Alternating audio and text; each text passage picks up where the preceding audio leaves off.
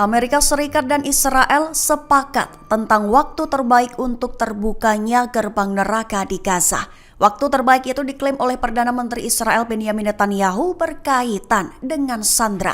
Mengutip Tribun News pada 17 Februari, hal itu diutarakan oleh Netanyahu dalam konferensi bersama Menteri Luar Negeri Amerika Serikat Marco Rubio pada Minggu 16 Februari kemarin. Lebih tepatnya, Netanyahu mengklaim ia dan Presiden Amerika Serikat Donald Trump memiliki strategi yang sama, termasuk kapan gerbang neraka akan terbuka di Gaza.